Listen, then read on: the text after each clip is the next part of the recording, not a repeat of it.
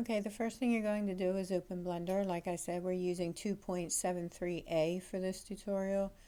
If you're new to Blender, we suggest that you go to File, User Preferences, and under User Preferences where it says Select with right or left, change to left. If you're used to regular Adobe programs and what have you, it'll allow your mouse to select with left as opposed to right. Right comes default with Blender. And then just hit Save User Settings and you'll be ready to go. First thing you want to do is delete the cube. Hit X on your keyboard and delete.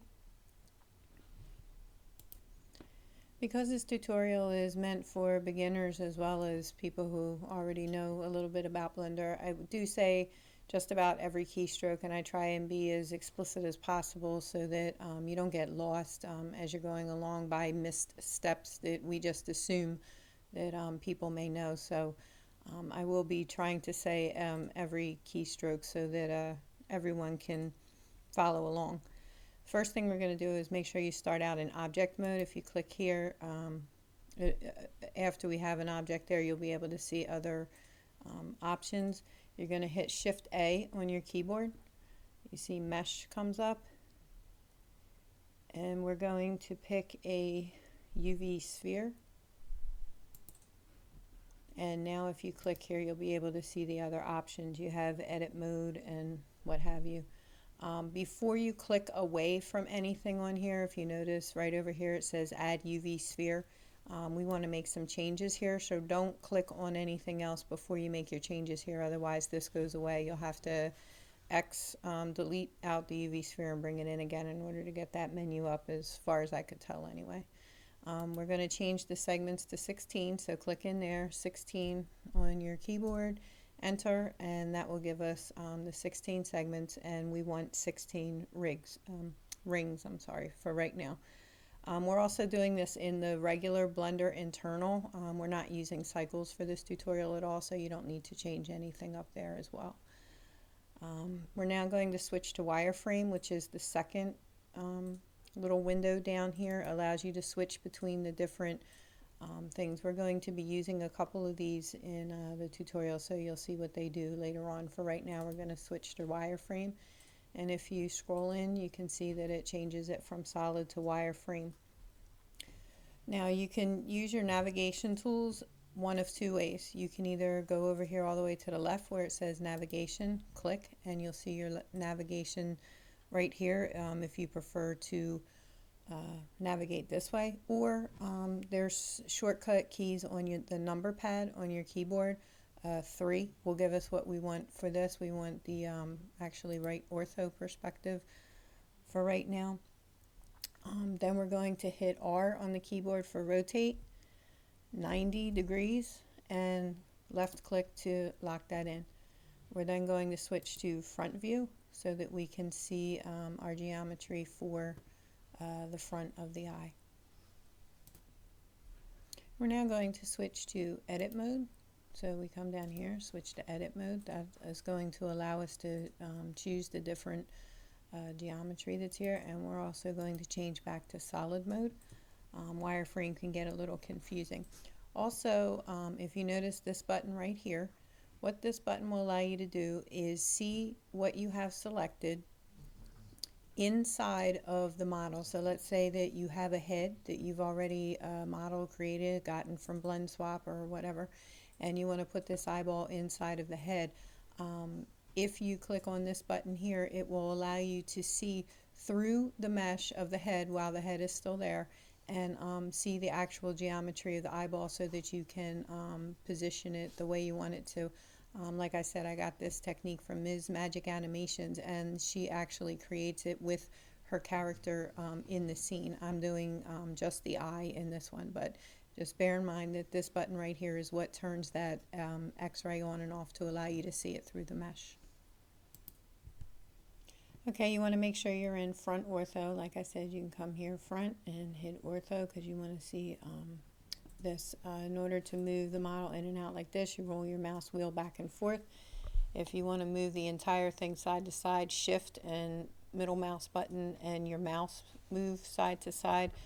If you want to rotate it, just your middle mouse button and your mouse, no shift.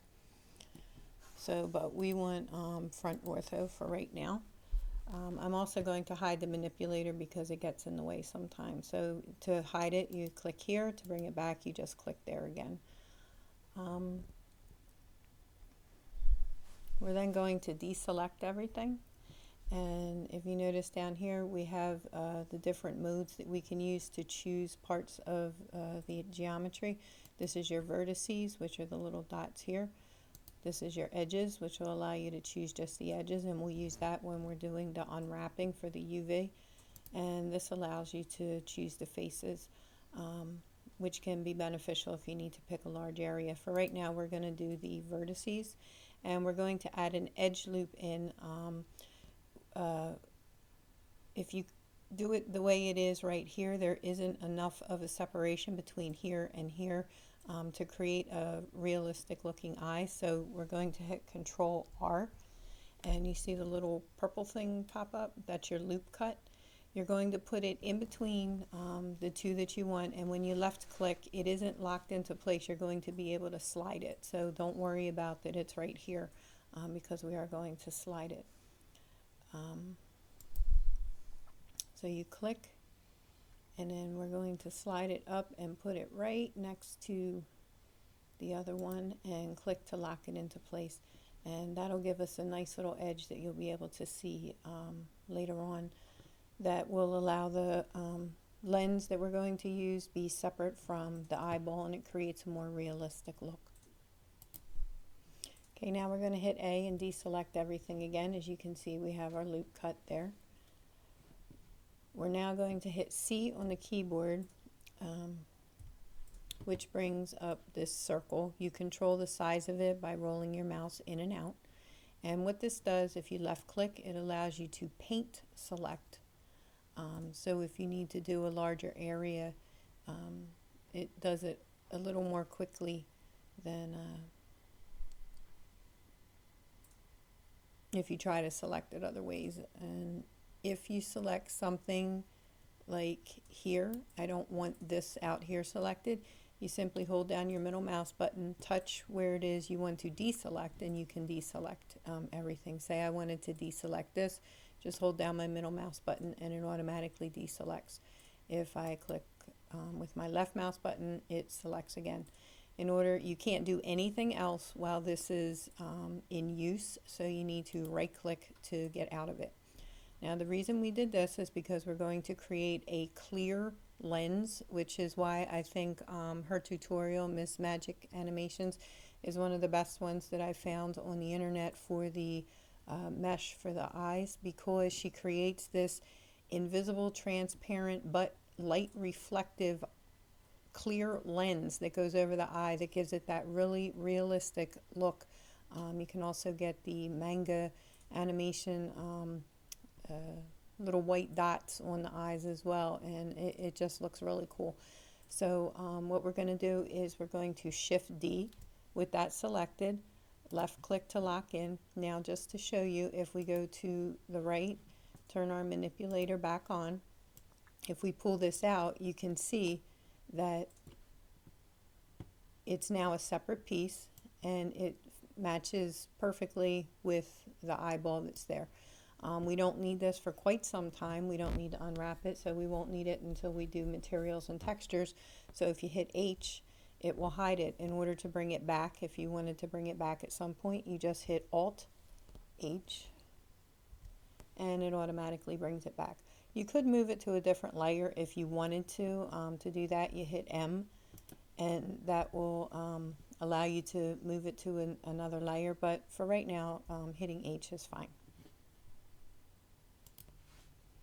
Okay, we're going to switch to front view again. We're going to use our C key again, and we're going to choose this again out to the third ring again. So we'll use our middle mouse button to deselect this fourth ring because we don't want that.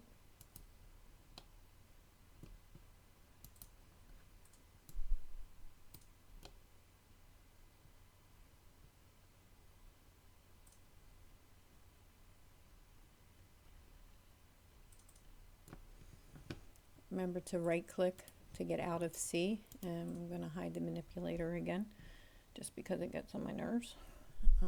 We're going to change to wireframe, and we're going to change to right ortho perspective.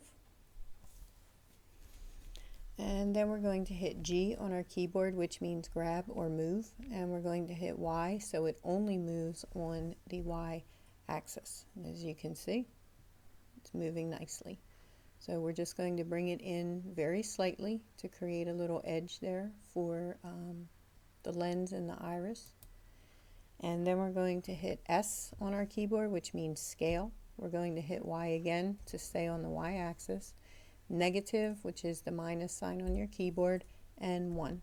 And that will flip our selection.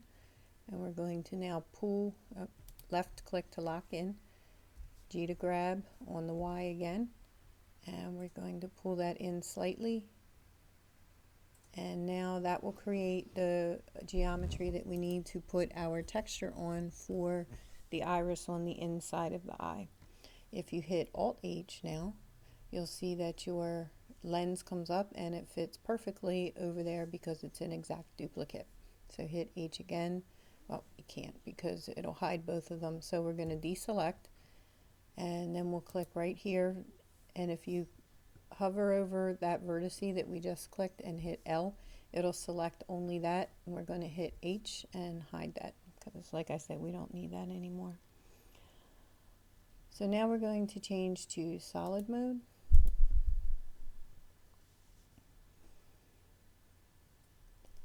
And on our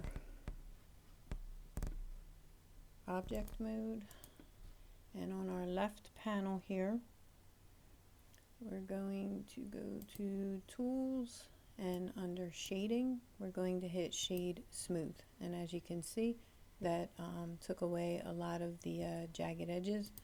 We'll go back to navigate to the front, and even though it still looks a little funky right here, we can fix that later on, but you can get the general idea of how this is going to look now. Also, this is your separate lens here. When you go back to object mode, it automatically brings it back. If we go to edit mode, it's gone again. But just so you can see how it's starting to take shape, that's what it's going to look like. This is going to be clear. You'll be able to see through that, but the light will reflect off of it. This will be your sclera, or the white part with the veins in it if you want. And then inside is your depressed lens, and this is where your texture for your iris is going to go. So you can kind of see how it's starting to take shape into the eye that you want. Like I said, it looks a little weird right here, but we're going to take care of that, so don't worry. Okay, so if you hold down your middle mouse button over top of this menu on the right here, we can slide it to the side. When you get to the wrench, that's your modifiers. We're going to add a modifier, subdivision surface. You can see how that makes that so much smoother. So that's all we need to do with that. We're now going to go back to edit mode, and we need to make our cuts for marking the seams. So we'll deselect, back to navigation over here on the left. We're going to turn it to the right. We're going to change this to edges because it's easier to mark seams with edges. Holding Alt, we're going to click, and that will select your edge all the way around. Control E marks the seam, brings up the mark seam. You want to click mark seam, and if you click here on wireframe, you can see right through it that it's selected all the way around. We'll go back to solid mode, and now we need to deselect from that selection, and we're going to come here and we're going to select the innermost circle here. It looks a little strange, but we're going to hold Alt again and click, and Control E and mark seam. And if you want to, just to make sure you're doing it correctly, you could do it in wireframe. Scroll in, find that inner seam, click it, and you can see that it's now been selected, and we have the mark seam there. The only other thing we need to do is we need to mark the seam on the lens. So we're going to hit Alt H to bring that back, deselect, and then we're going to just select the edge of that, holding Alt as well, and Control E, mark seam, and that will mark the edge of just our lens. So it will show up on our UV map. If you don't do that, it won't show up on the UV map. We can't apply a material and a texture to it, and you won't have that very cool transparent lens covering that we're going to need later on. So let's select that again. Again, click on it. L will select that. We're going to hit H to hide it again. We'll go back to solid mode so it's gone, and we'll go back to object mode, and now we'll be ready to unwrap. If you come up here to these little cross triangle thing, left click and hold and drag to the side. You can split your screen. Then come over to this screen. You can set this up however you want. I've seen people do it a lot of different ways. You can set it up however you want. This is just the way that I've come to do it. You come down here and we're going to change this to the UV image editor. Right now it's blank, there's nothing in here. If for some reason you saw a picture in here, it is probably the render result. Down here in this window it'll say render result and there'll be an X at the end. Just hit X and then this should pop up. So this is what you should be seeing right now. Now we're going to go back to edit mode and we're going to unhide our lens. Hit A to deselect everything, hit A again to select everything, and now we're going to hit U, which brings up our unwrap menu, and simply hit unwrap. And here's our mesh over here. Now, the one thing that you need to determine before you export this UV and before you go into GIMP is which one of these circles is the lens, because we're not going to do anything with that in GIMP. That's going to have its own material and its own texture. Actually, it doesn't have a texture, just a material to make it clear so that you can see through it. And it also reacts to the light and reflects back the light, which gives it that realistic look. So right now we're going to, I'm going to show you how to manipulate the mesh, and you can use this technique for any mesh that you're using, whether it's a character, an eye, or car, or whatever. Simply hit A to deselect everything. Click in, hit L, that works in your UV editor as well. Then you're going to hit G, and that allows you to move just that portion of the mesh. So we're going to move that over here, deselect, click in here, L, G, and now we're going to move this up here. And the main thing you want to do is just not have them touching each other, because when you take it into GIMP, if one surface runs into the other, you run into problems. So L again, G, and we're going to move this up here. If you try and move them when they're too close together, what happens is they get stuck to each other and you end up messing your mesh up. So, and click here, L, G, and we're just going to move this away from the edge a little bit. It helps in GIMP to have it away from the edge. So there's our mesh. Like I said, the only thing we need to do is determine which one is the lens. So we're going to navigate to the right. We're going to deselect everything. Now don't get concerned, it only went away because we deselected everything. So right now it's not showing anything. So if we click here and L, we now know that this one is our clear lens. So we don't want to do anything with that in GIMP. So we're going to hide it using H. And if we select the rest of our mesh, this is all we want to concern ourselves with in GIMP. So this is the UV we're going to export. So now you simply go down to UVs, up to Export UV Layout, and this is going to bring up your menu, and we're just going to save it to the desktop. So we'll call it iTutorial and UV. And we'll export our layout. Now we're going to bring up GIMP. If you're not familiar with GIMP, you can Download this off of the internet. It doesn't take up very much room. It works just almost like Photoshop, not exactly. If you have Photoshop and you don't want to use GIMP, these principles, I'm sure if you're familiar with Photoshop, you can translate over into GIMP. So into Photoshop, I'm sorry. So we're going to go File, Open. We're going to navigate to the file that we saved, and we're going to open it. So here is our UV layout, and the reason you want this is if any of you are familiar with the previous tutorials that I did showing you how to go back and forth between GIMP and Blender to refresh your textures, this works exactly the same way. The only thing that's going to be different is we're going to go back into Blender before we do anything else in GIMP, and we're going to create the iris that I got from David Ward on Blender Cookie, and it just does such a beautiful job creating that. So we're going to go and open a new Blender file and do that now. Okay, I don't think that I mentioned it earlier, but you want to make sure that you save multiple times in Blender as you're going along. Blender is very good about not crashing, but things happen and you just never know. So don't wait until this point to save. You want to save your work regularly as you go along. So we're now going to open a new Blender file, and we're going to create the inside texture that David Ward showed us. So open Blender, again, change the user settings if you're new to Blender. We're going to delete the cube. We're going to go to Navigate, Top View, Ortho, Shift A, bring up our menu. This time we're going to create a circle, and it'll come in looking just like that. On the left menu over here where it says Add Circle, just like with the Add Sphere, you have some options here. The vertices we're going to change to 100. So 100 and then enter. The radius you can leave alone.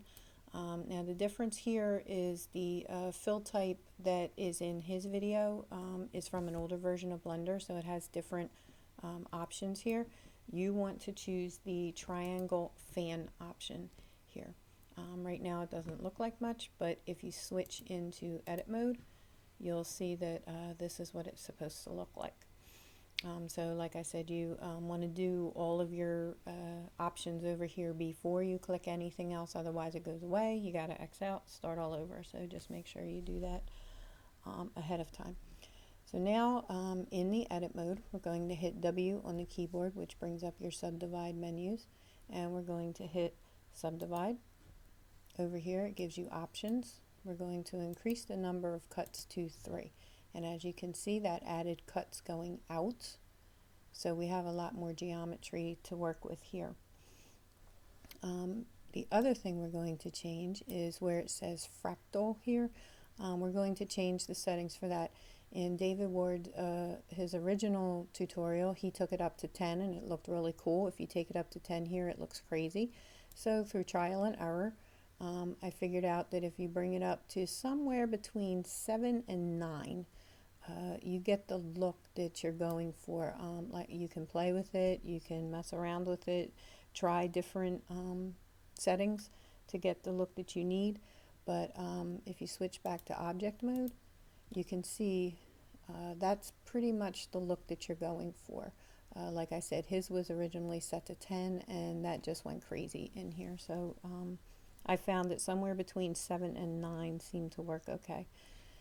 We're now going to go over here, push your middle mouse button down and pull, and we're going to go to the wrench, which is the modifiers, same modifier as we used in our eyeball, subdivision surface. And we're going to raise the views up to 4. If you watch your model, you'll be able to see the changes, and it just smooths it out a little bit, gives it a nicer look. We're then going to go over to our left menu under Tools, and again, just like with your eyeball, Shading, click Smooth, and that's just going to smooth it out a little bit more.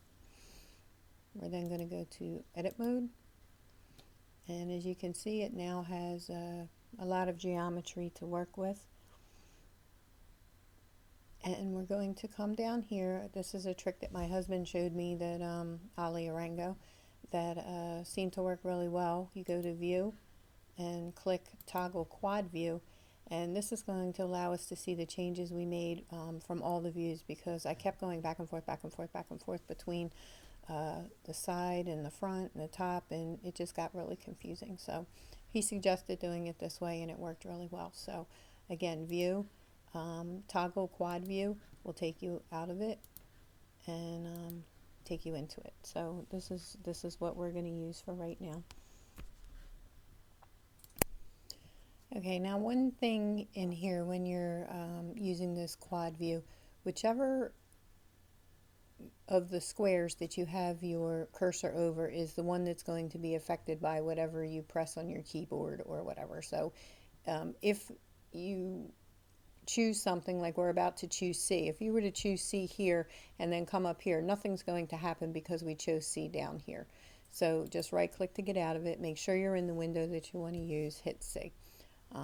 That's the next step that we're going to do. So you want to start in the middle. You're going to select out to the first line. If you go past the first line, just use the middle mouse button, come around, make sure you don't have anything of the second line selected. And then just remember, before you move down to the next window, to right click to get out of C. We're now going to come down to this window because we're actually going to pull down. You won't be able to see it as well here, which is why this quad view works really well. And we're going to hit G and then Z, because we only want to move on the Z axis. And we're going to pull it down slightly, about to there. We're then going to change to wireframe. And we'll scroll in. Again, as you can see, it only affects the window that you're on. I'm rolling my middle mouse button to scroll in, shift and hold down the middle mouse button to see a little bit better.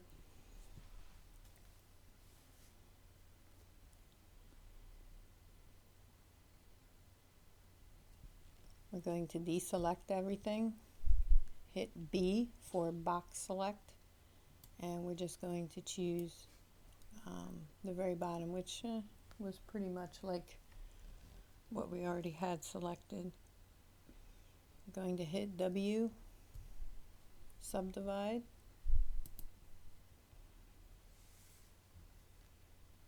and we're going to increase the cuts on the left here up to 2.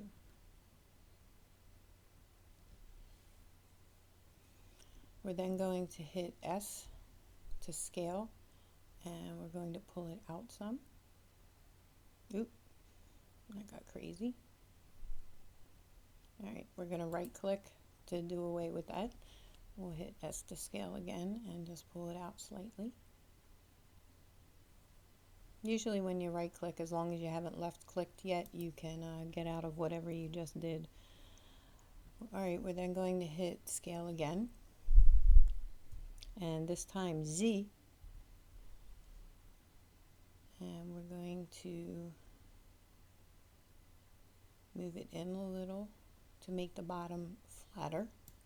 Left click to lock it in, and then we're going to hit G, Z, and we want to pull it, the whole thing, back up, not quite flush, but about there.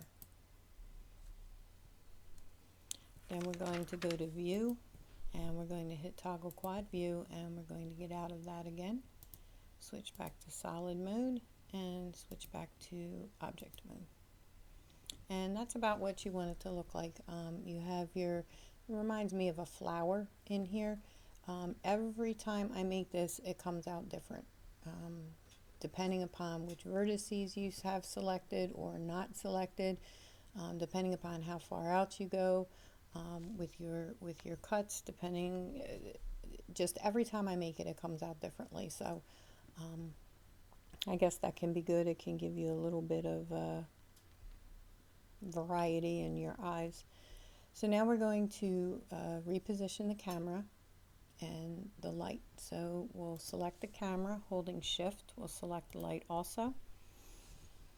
We're going to hit Alt and then G, and that removes the location if there's any applied to the camera and light, and then we're going to hit Alt R, and that removes the rotation.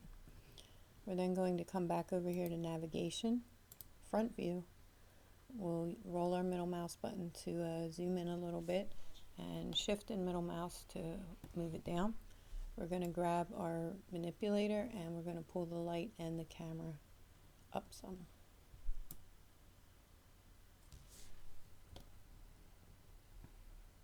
And where did it go? Alright, I hit the period key to center myself back. Sometimes these things can go a little crazy. So, okay, so we're back where we should be now. Pull it up a little bit, hit the period key again, and there we go. Now we should be okay. So if you go to the 0 on your number pad, it's going to show you what's in your camera view. And this is pretty good, but we want to have it just a little bit closer. So you're going to hit N, and you're going to click, this menu will come up. You want to look for the lock camera to view. Click that. Now when you move this, only you'll go in and out like this. You want to have it fill up almost all of your screen. Remember to uncheck it. Hit N to get out of that.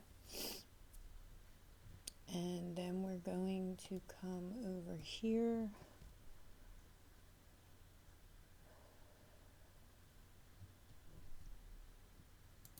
To our render button, the first button here where your camera is. And you want to come down to shading. And we'll pull this out a little bit, holding left and pull out where it says Alpha Sky here. We're going to change that to transparent, and I'll show you what it does. If you come up here to the render button and hit render image right now, as you can see, this is what your image is going to look like that we're going to take into GIMP and turn into an iris. But back here is gray. Okay, hit escape on your keyboard to get back to here. What we want is transparent because we're going to turn this into a texture. So under your render button where your camera is, shading, alpha, change to transparent. Now when you render it, you'll have a transparent background. So GIMP won't see a background. It'll only render out this eye. So when you take it into your textures, you'll only get the eye. So hit escape. And if you hit 0, yeah, we come back to that. We'll just stay here for now. You can, if you want, add colors in here.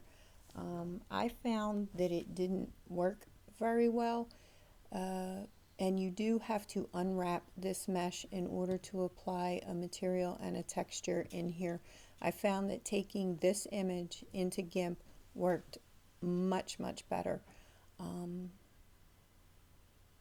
But if you wanted to unwrap this, you would just make sure that you have your eye selected.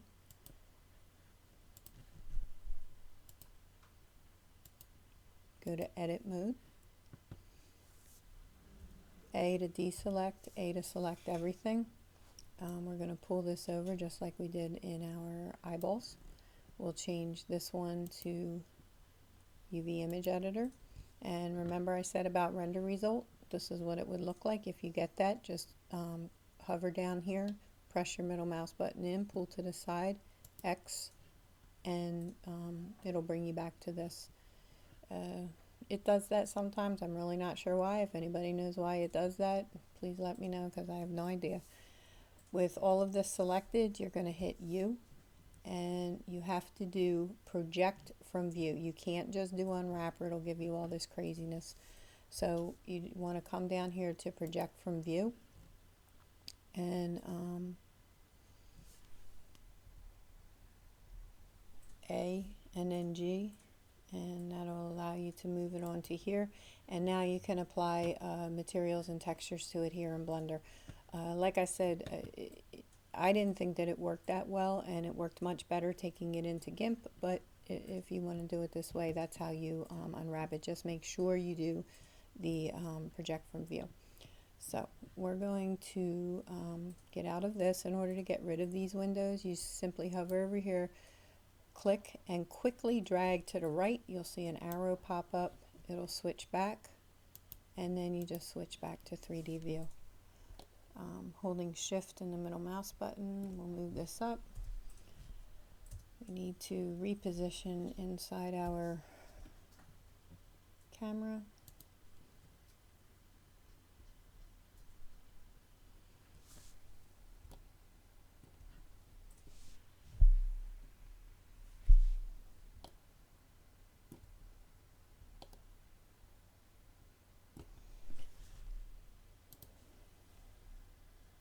Remember to uncheck lock camera from view, hit the end button, and now let's just check our render to make sure it's okay. And it's a little small.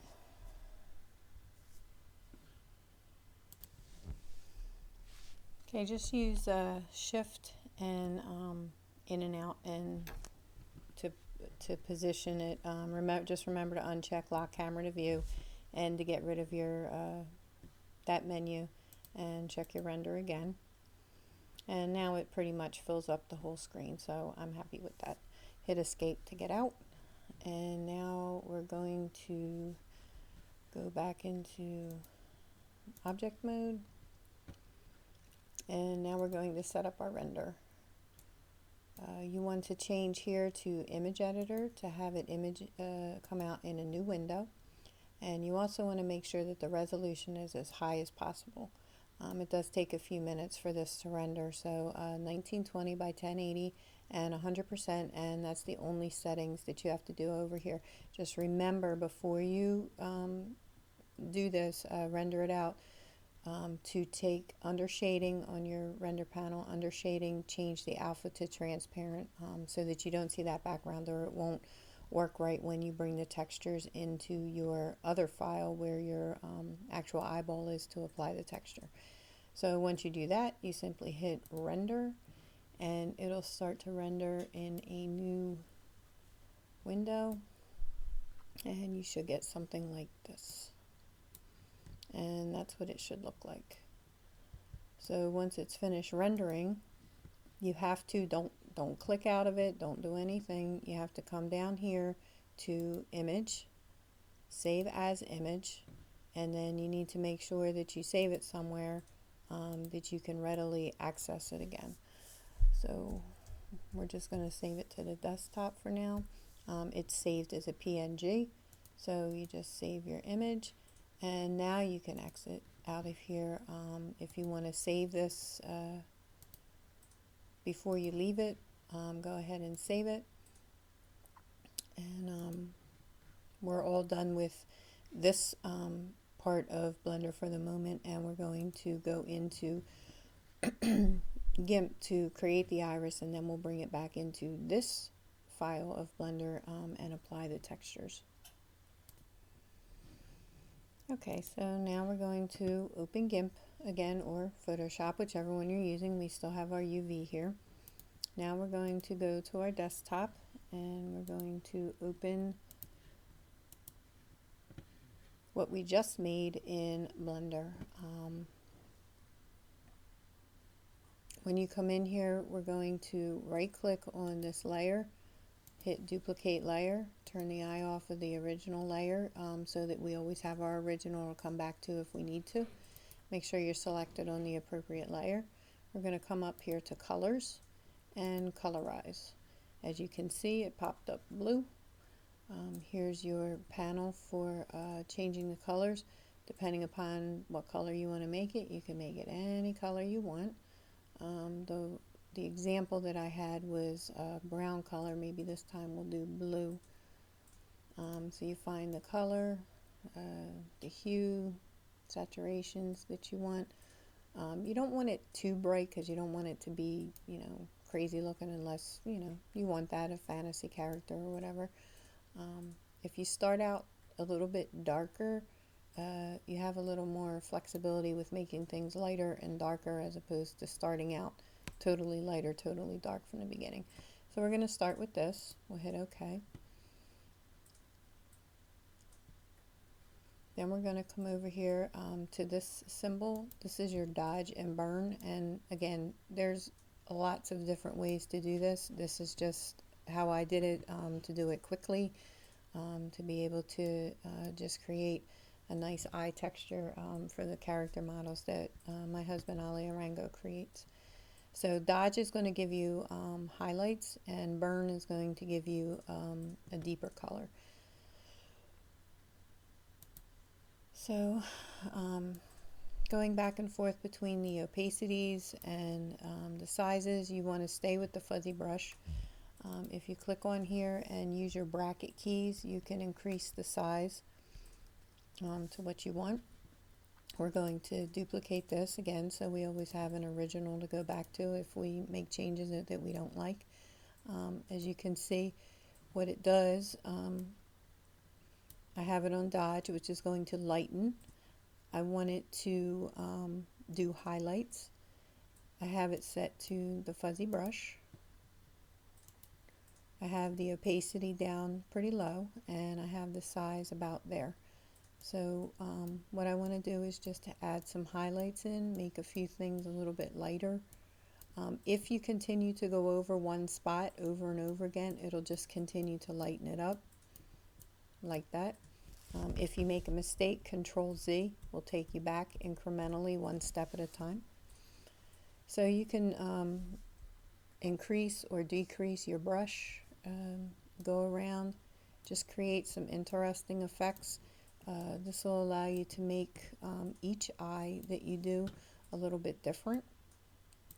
I don't know, like I said, that there's any right or wrong way to do this. There's probably a lot of different ways to do it, but this is what I came up with for doing it. And this iris that you create in Blender, thanks to David Ward, it, I think, does a really nice job of creating a nice canvas for you to work on. It gives you some nice color ranges to choose from. One other thing that I didn't mention while we were making this in Blender is I also tried doing an ambient occlusion on this, which bakes shadows directly into this model before I even bring it in. So where this would be less gray looking, more white looking, and have subtle shadows in between these edges, it's something that you can explore. Maybe I'll put in the comments the steps to be able to do that, or I'll show you the steps when we go back into the eyeball one. But it does give you a slightly cleaner looking mesh, not so gray looking. So that's the dodge. If you change to burn, we want to burn the shadows. Again, you play with the opacity and the size, and what this does is this tends to, you need to take the opacity usually on burn down really low and make the brush a lot bigger. What this does is it changes the color of the blue in here, which I think gives it a really nice effect, because depending upon what you slide your brush over, as you can see here, it gives you different levels of blue, and I just think it gives it a nice effect. So like I said, you can play around with it, try it, try different things until you get the look that you want. Change the opacity, change the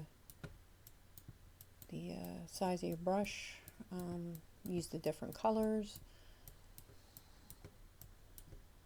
whatever you think will work. Okay, so you could go on forever trying to make this, look really cool and whatnot, but for right now I think that's okay. Alright, so now we're going to go here to the circle tool, and we're going to create a new layer. The new layer button's right here, and you always want to, if you can, use a transparency layer. You have way more options. Make sure you're selected on that layer. We're going to draw out a circle, and we have black as our foreground. You're going to hit Control comma. That'll fill your circle with black. Then hit Control Shift A to deselect. Come up to your move tool here, and we're going to put that in the center. Now I've tried this with drop shadows, and I don't like the drop shadow too much on this. Some of the tutorials that I watch use drop shadows. I didn't like it. So what I've done is, after you create the pupil, you come up here on the pupil layer and reduce the opacity of it down like that. Then you want to go back down to the layer beneath it, your color layer, and we're going to go back to the dodge and burn tool. We want burn and we want shadows, and we're going to raise the opacity just a little bit. And what we're going to do is we're going to create our own drop shadow around the pupil like this. And I just found that it came out much better this way than trying to create the drop shadow like I saw in the other ones. So then if you want to see it, you click back to your pupil layer and increase, and I just thought that it made it much more realistic looking. And I also didn't have it all the way up 100% either, the pupil. So something like that.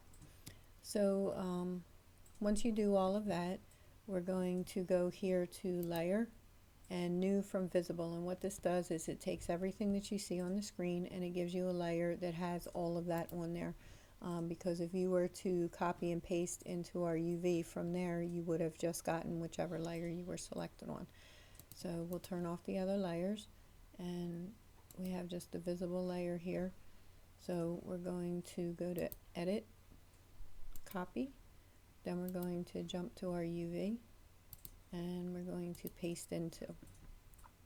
As soon as it pops in here in GIMP, Photoshop is different, but as soon as it pops in here, you automatically have a floating selection. You need to come here and click Add New Layer. Now it's now part of this project as well on its own layer. It's obviously too big, so we're going to select Scale, and before we do that, we're going to cancel out of that. We're going to move this so that we can see the edge of the corner right here. Hit Scale. Now when you're scaling something, you want to hold Control and always pull from the corner, which will keep things proportional. If you don't hold Control, it's going to skew it, and then it won't be your perfect circle anymore. So you just continue to scale it down until you get it the size. Make sure you hold Control that you need to fit into your UV. So it's still a little big, but for right now it's okay. Hold Shift and your middle mouse button allows you to move this around. If you hold Control and roll your middle mouse button, it allows you to zoom in and out. So now we're going to come down like this. We're going to take this and we're going to reduce the opacity so that we can see our UV behind it. We'll click on this again. See the edges.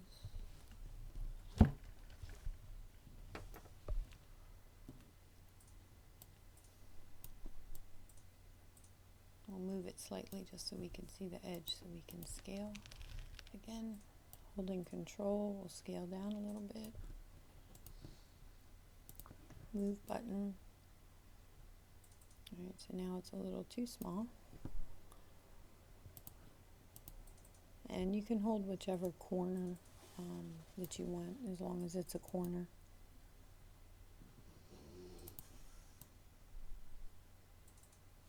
And just continue scaling and moving until you get it exactly on the UV where you want it.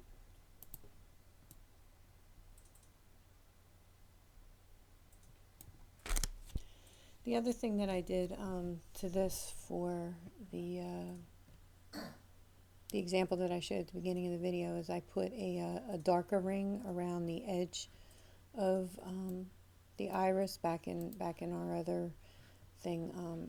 I created a darker ring around the edge. Like I said, the possibilities are endless with this on what you can do with the different irises and eyes and all of that. Okay, so now we're going to move on to creating the sclera part. Okay, the sclera part is the part that's white. Some of the models that I've seen have completely white, except for the iris. Other ones I've seen, they try to put a little bit of a red in there. Some have the veins in there. The tutorial that David Ward did, his came out really, really good, and it looked real with the veins. So I'll show you how to do it with the veins. However, I'm not sure which way that I like better, so, but I'll show you how to do it with the veins. So we're going to hold Control, roll our middle mouse button, and come in.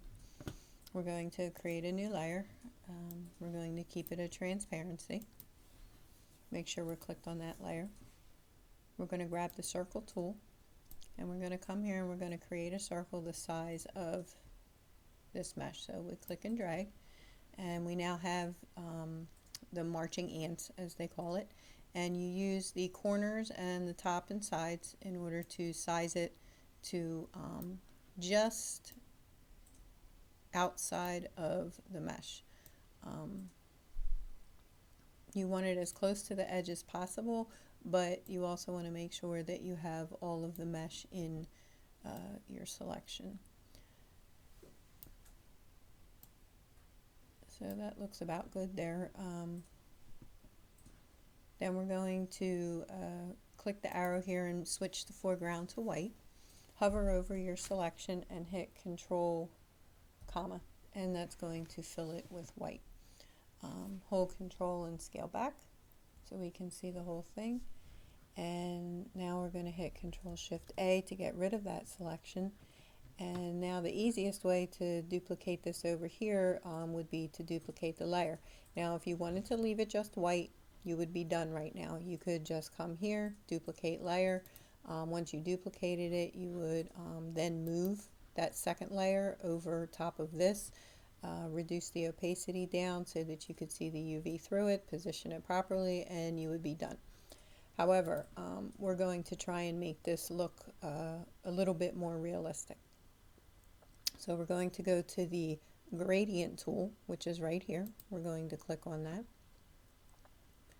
We're going to come down here to where it says linear, and we're going to change it to radial because we're dealing with a circle. We're going to change the colors here.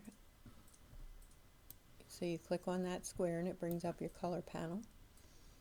And instead of just choosing red, I liked what David Ward did where he chose what he called a plasma-y red. So he used Photoshop and his worked a little bit differently because he had the different, his gradient is different than this one, but so we're going to pick like right about there, and then we're going to make the other color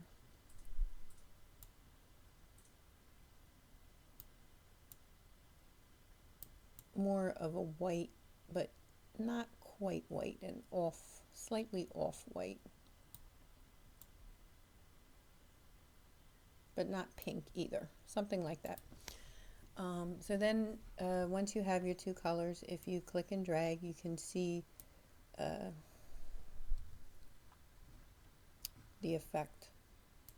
Now in order for it not to do that, we're going to Control Z back to get our marching ants back, because we want the gradient to stay within the selection. The reason it did that was because we were clicked on the entire layer, so it colored the entire layer. So just Control Z back till you get your selection back. Start in the middle, pull down, and you can see the gradient. Now this has the darker going out to lighter, so in order to change that, we just need to flip this here with this arrow, and now when we do it, it'll be lighter in the middle and darker out to the side, and that's more of what we want. So here's the trick to the gradients. you want to start your gradient where you want your, in this case, light to be. So we're going to hold control and move back some to give us room. We're going to start in the center and we're going to pull and we're going to drag to about here. Now you can see that made the white in the center a little bit bigger, and it's still very pink on the outsides. So if you grab and drag further, now you get white out further. So you just have to keep going back and forth and playing with it until you get it the way that you want it. If you want to start all over with it dark like that, you just do what I just did and then come back and start again with the light. So we're going to call that okay for right now. It's a little bit white in the center. You can go back and if you want to switch to your paintbrush, switch back, change this to white. Bring your opacity down, have your soft brush, bring your size up, and do this to make it a little more white in the center. You can do that as well. Okay, the other thing that David Ward did that I thought gave it a lot of character, and again, hit Control-Shift-A in order to get rid of your marching ants because the other tools won't work right in certain instances if they're on, is he took the paintbrush, came here, picked a dark red color. We'll go with this for now. We're going to change this to the solid brush, and we're going to take the size down to 1. You have to control and scroll in here. And then he just started to create lines like this. Just crazy lines. Oh, oops. If that happens, all you do is grab this and slide it back. All that is your ruler on the side. Also, these radial buttons here, it doesn't matter in this tutorial so much, but if you ever have issues where something moves that you don't want it to, it's usually because the wrong button is clicked here. So just make sure it's clicked on, move the active layer, and you shouldn't have any issues. So anyway,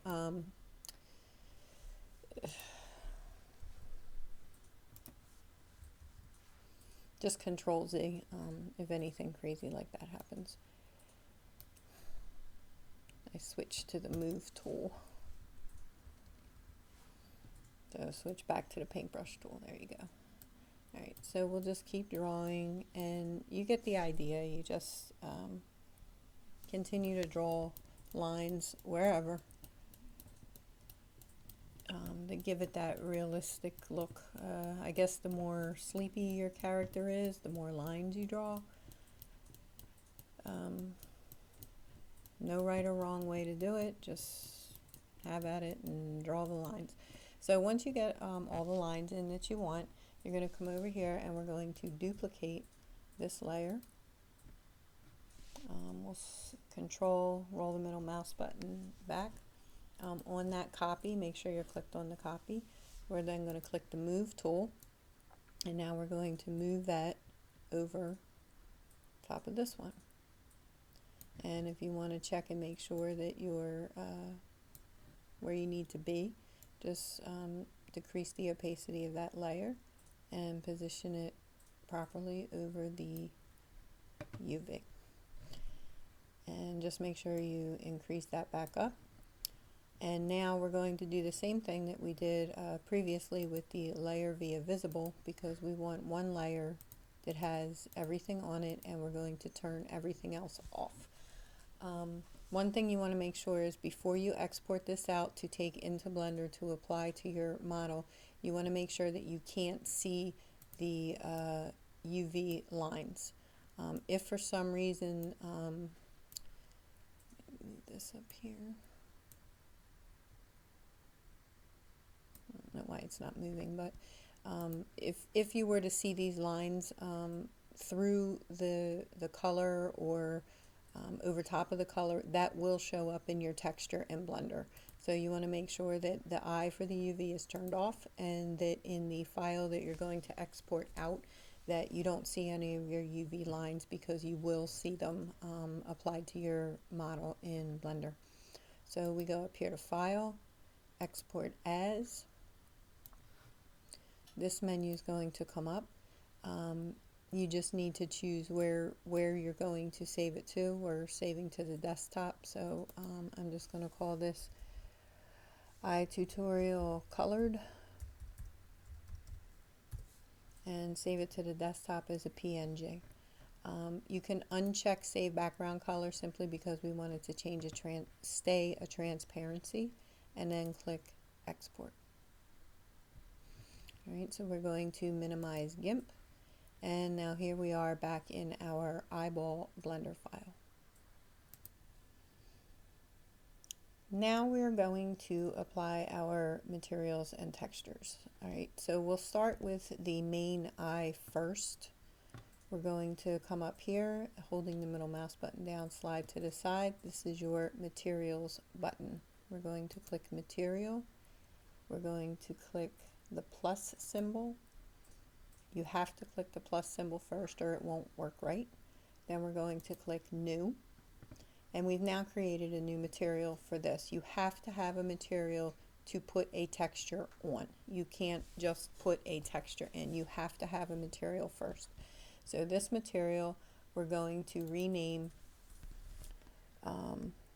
eyeball and hit enter. Then you click the texture panel. We're going to click new. It's already, because of the newer version of Blender, set up for image, so that's fine. I'll pull this out a little bit. We're going to come down here to image. We're going to go to open, and then you find your image. Ours is on the desktop. It's the iTutorial Colored. So we're going to open the image, and as you can see, there's our image there. Again, because this is a newer version of Blender, it's already mapped to the UV coordinates, so we don't need to change that. The only thing that I do change, I don't know if it matters or not, it used to matter in the older versions of Blender, I do it out of habit, is under image mapping where it says repeat, change it to clip. And what that'll do is, see here how it has it here once and here again. If you change this to clip, you now have your exact image. It isn't repeating or tiling. So I don't know if it matters or not, but I change it because I used to change it in the older versions of Blender. So if we go back to our material, you can now see that it's applied here.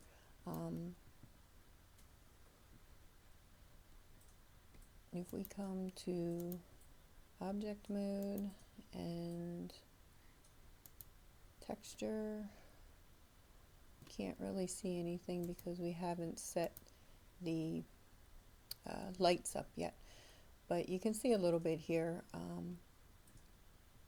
that it's the material and the texture have been applied. The reason you can't see anything here is because we have the lens that we haven't dealt with yet covering this, so that's why you can't see anything there just yet. So we're going to come back to solid mode.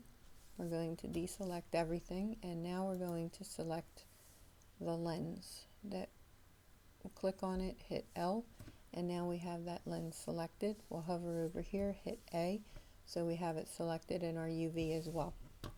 Now we're going to apply a mesh, material just to this UV mesh. So we're going to come up here to the plus symbol, and we're going to click the plus and then new. So now this has its own material. So we're going to scroll down here, and under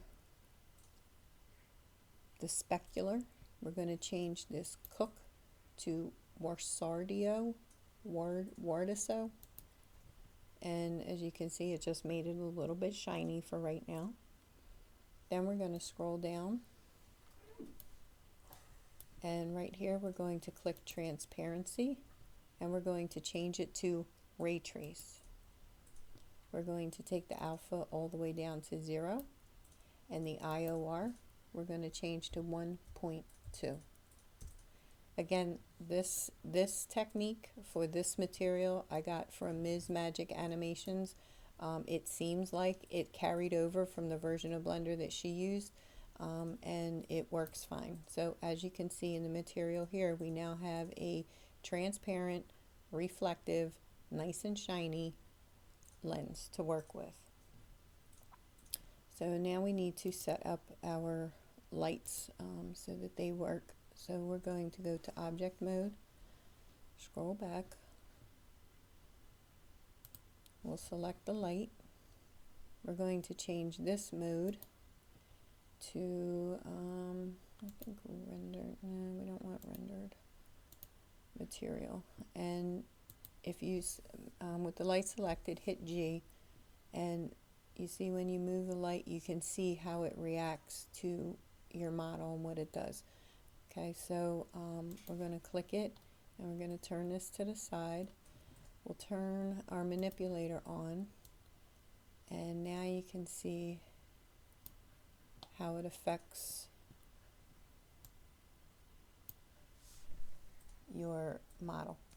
Holding shift and the middle mouse button down, you just move everything around. You can see the where the reflection is going to hit.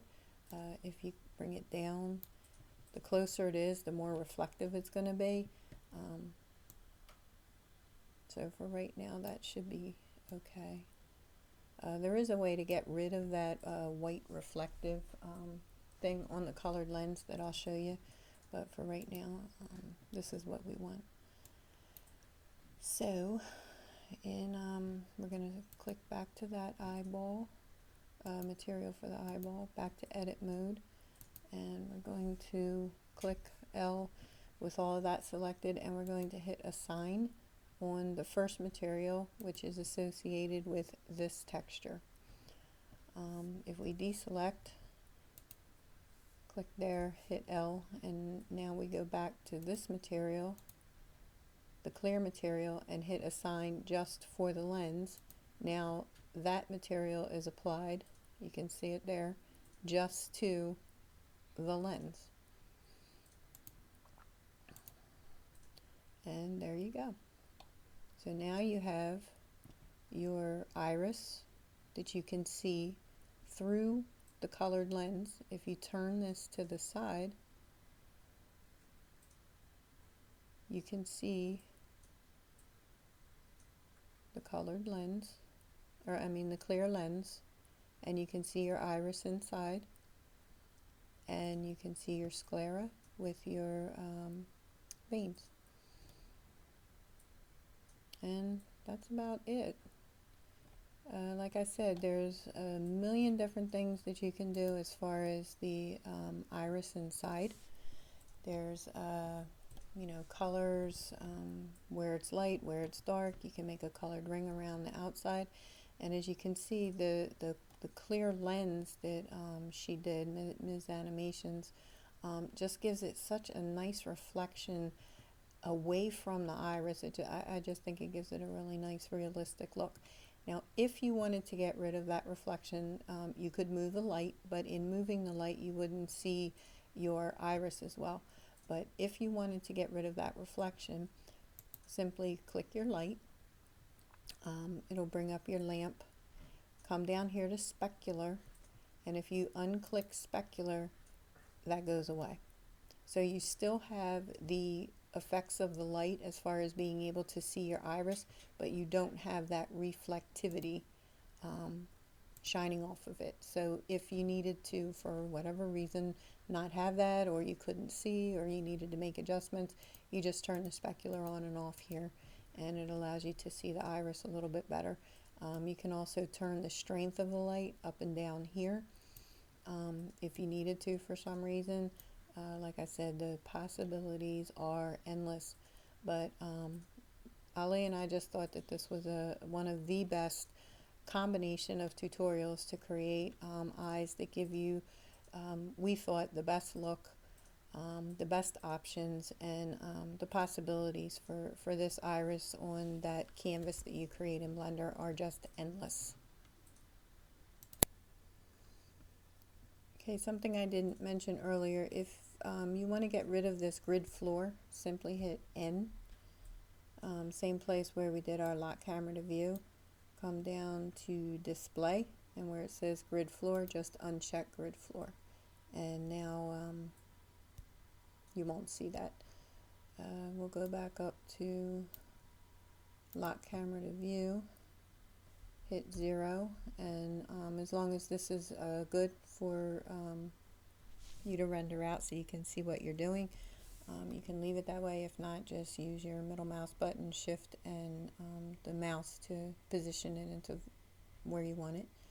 Uncheck lock camera to view, hit N to get rid of that menu again. The other thing I didn't mention was on material panel under eyeball, scroll down to where it says shadow and uncheck receive shadow. It will be checked by default. You want to uncheck it. You want to do the same thing for the second material. You scroll down where it says shadow, by default it'll be checked receive shadow. You want to uncheck. That's why we saw that you'll see a black mark there. If when you render it out you see a black mark, it's because you didn't uncheck receive shadow. So just make sure you do that on both the materials.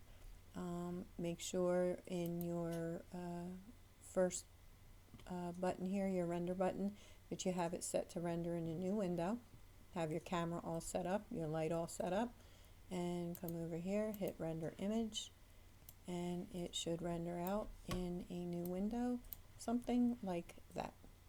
So hopefully you found this tutorial helpful. And like I said, there's endless possibilities to how you can do this. By doing it in GIMP, you can, like I said, make this all white if you want. You can have or not have the bloodshot eyes. You can have the pink or the red come out further. You can have the color inside the eye, anything you want. You can have the pupil in a reptilian shape. You can just do whatever you want with this. So I hope that you got a lot out of this tutorial, and if you have any questions or comments, please leave them below. I will put the links to the different tutorials that I got the original ideas from underneath as well, so you can watch those if you have any other issues with it. And as always, I thank you for watching, and please subscribe if you'd like to see more, and have a good day.